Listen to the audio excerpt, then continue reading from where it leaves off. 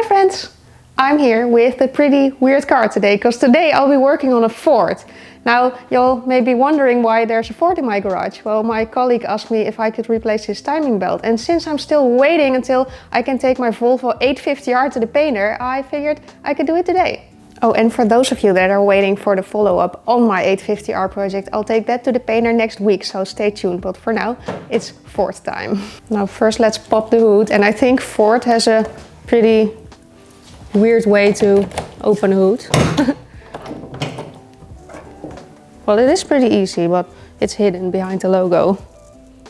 First, let's make some room so I can get to the underside of the timing belt.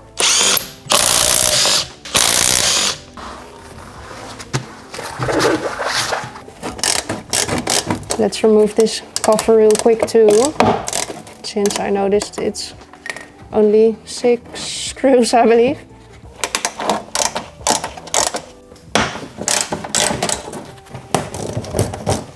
By the way, these are just some T30 screws.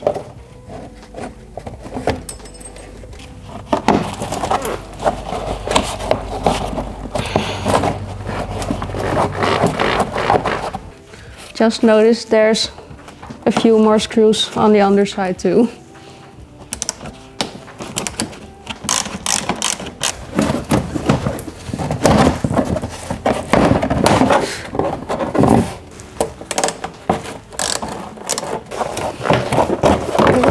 That's it.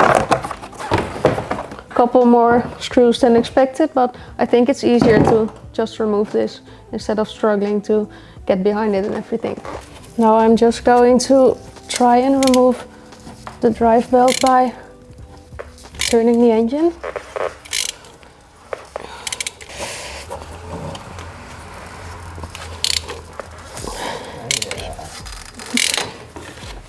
Now before I go and remove the other drive belt, I'm just going to get this little reservoir out of the way, if it wants to come off. Yes, it does.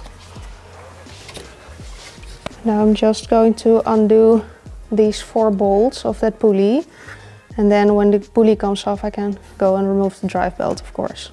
Now I did put a little screwdriver through that hole of that pulley from the underside to prevent the engine from turning while I loosen those bolts on the top side I just showed you.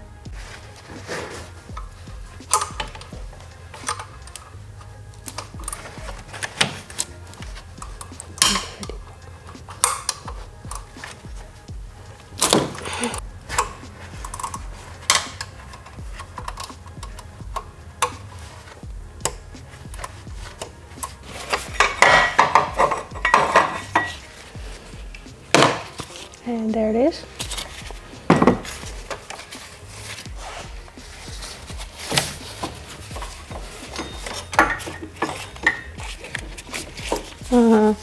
There's the screwdriver blocking it. Duh. Okay. And there's the second drive belt. Well, I think this really needed to be replaced. Now, I've never worked on a Ford before, even though it is pretty similar to a Volvo V50, but I'm just figuring this out by looking at it. But I think in order for me to remove the timing belt, I gotta remove both this engine mount and this bracket that's on the top side. But I can only remove this bracket once the alternator is removed, so I gotta remove the alternator too. But before I go and do that, I'm going to put a little jack stand under the engine, and then I'm going to lower the lift a bit so that the engine's supported once I remove that engine mount. Doe maar. Oh.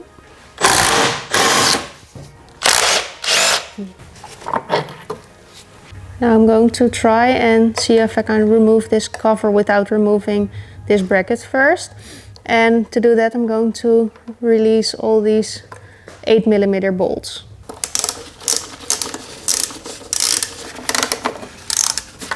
Now I must say that it's really nice to be working on this Focus, since it offers so much more space right here, as opposed to my Civic where I couldn't fit my hand anywhere. So that's really nice.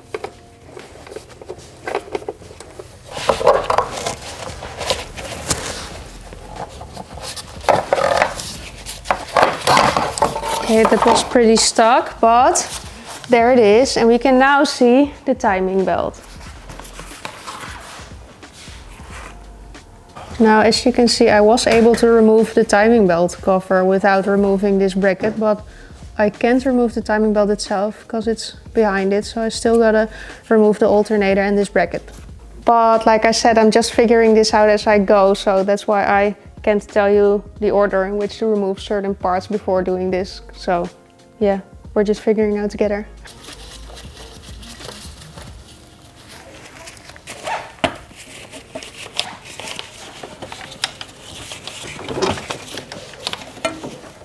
Now I'm just going to remove the alternator, and of course before you remove the alternator, well, the wiring, you gotta undo the battery, disconnect the battery.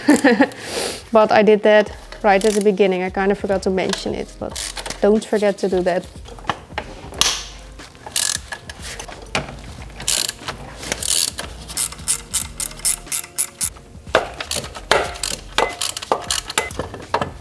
Yeah, and there's the alternator and this little cover thingy.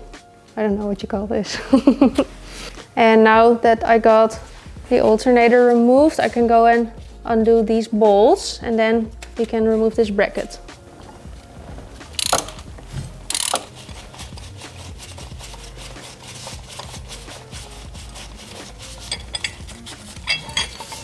Yeah, and there it is. That's a weird looking bracket.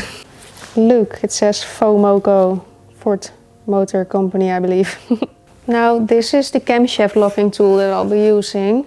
And in order to install it, I gotta remove the valve cover. So that's what I'm going to do now.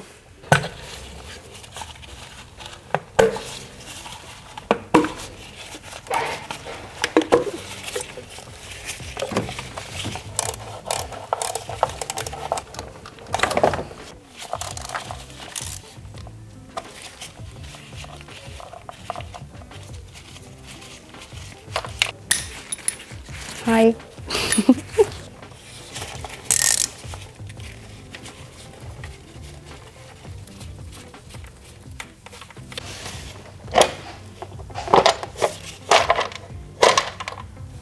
And there's the valve cover. Now this locking tool has to align with the camshafts, and as you can see, I still gotta turn the engine a bit to make it fit. Now I've been told a while back, if I remember correctly, that you're supposed to lock the crankshaft first and then the camshaft. So that's what we're going to get started with, because when you lock the crankshaft, the camshaft will align. So that's what we're going to try and do. Now there's a little screw on the back of the engine right there. I put my wrench on it so you can see where it's located, and that one you gotta undo, and then you put this little tool in there to lock the crankshaft. And you also got some different sizes, but I've been told that the one I just showed you is the one you should use, so that's what we're going to do.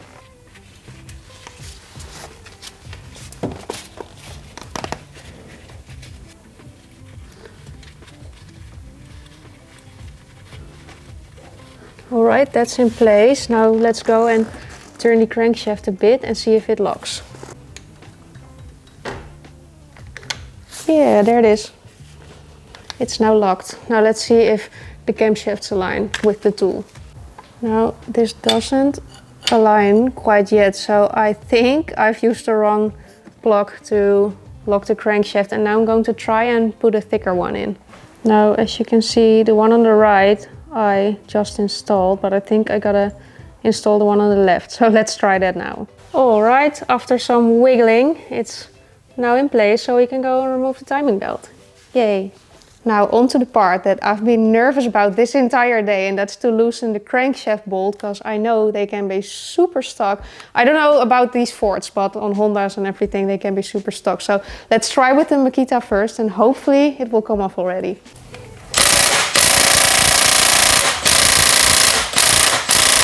Well, that didn't work, so on to solution number 2, which is the air tool.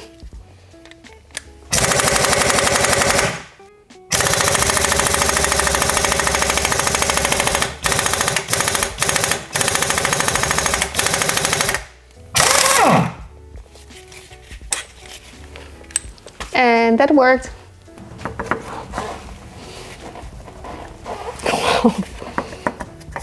Yeah. Now pulley is off, so we can finally go and remove the timing belt. Oh yeah, and I still gotta remove the lower timing belt cover, and that's just these 3 bolts.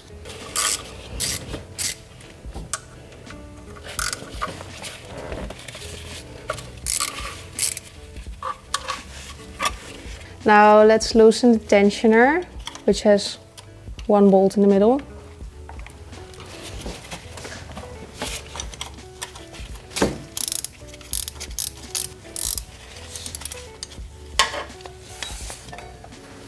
There's the tensioner. Now let's remove the belt. And there it is. Finally. Now that looks even worse than the drive belt. Now I didn't forget, I'm going to drain the coolant so I can go and remove the water pump, because that's behind the timing belt.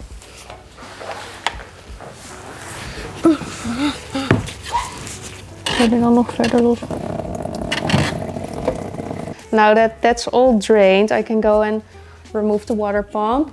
And there's a few bolts here. Well, I think it's pretty self-explanatory. Unless I found out something weird. But I think I just gotta undo these bolts and then I can remove the water pump.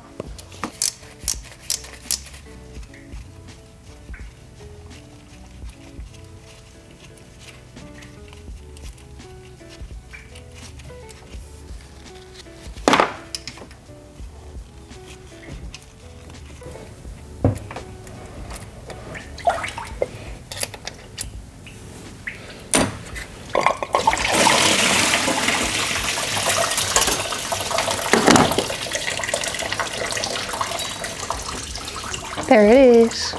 Well, the nice thing is that this is a metal steel, I don't know how you call it, gasket, so there's no residue on this surface, so I just have to clean it, but I won't have to scrape it down or anything. So that makes me really happy. Thanks, Ford. Now let's install the new water pump with a new gasket, of course, and some new bolts.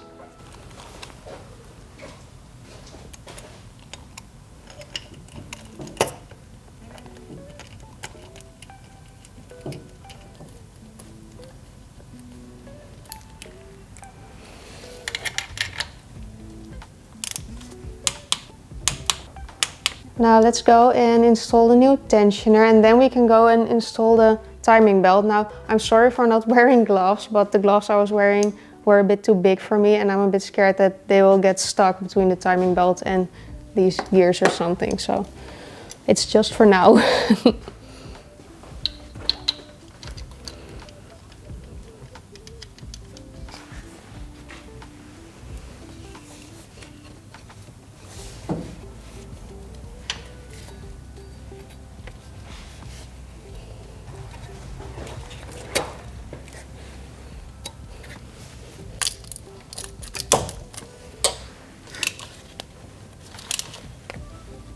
Now that the belt's in place, I think I'm just going to go and reinstall everything in the reversed order. Now, normally you would turn the engine 2 rounds when you've just reinstalled the belt, but of course I can't do that now. So I'm going to start with this, and then we can reinstall the pulley and everything, and then I can go and turn the engine, if you know what I mean.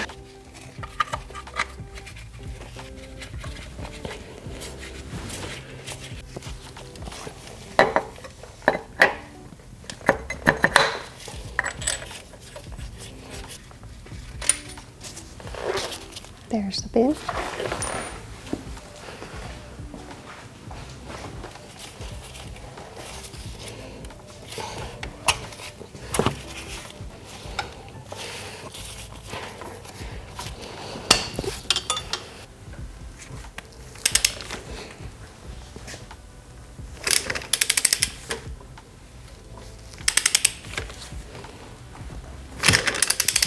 Well, both locking tools seem to line up. So that means I can go and reinstall everything in the reversed order.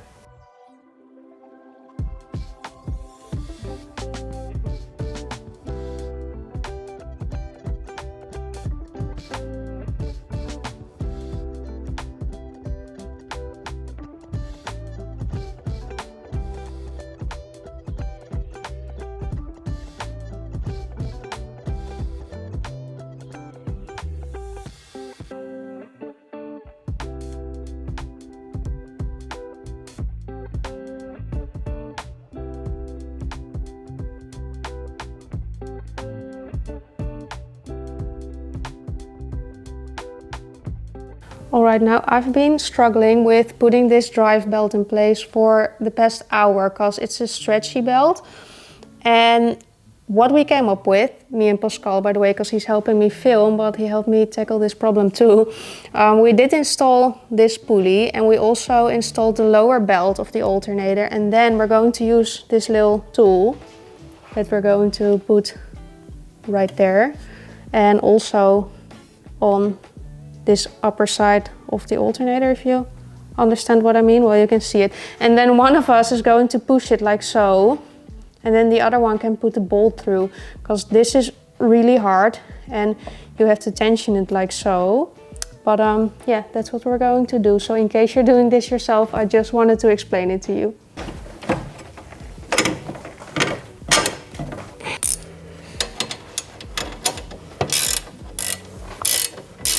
Well, that drive belt's in place, and I've never had so much struggles to install a drive belt. One more left to go, but I think I'm just going to roll that one back in place, just like I removed it, but then the other way around, of course. Alright, I'm sorry for not filming this, but we were doing this together and it was a bit hard to get a camera in here too. But this belt we reinstalled this is the old belt, by the way, I just wanted to give you an example. We put it on like this, and then one person would push on the top side and the other one would turn the engine, and then the belt would put itself in place slowly by turning.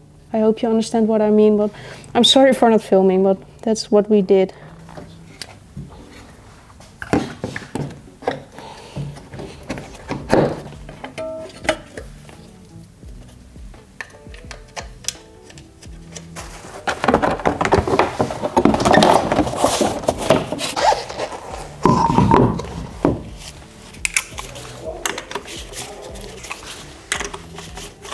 Alright, I just filled it up with coolant, so now onto the moment of truth. I'm going to start it. Yeah.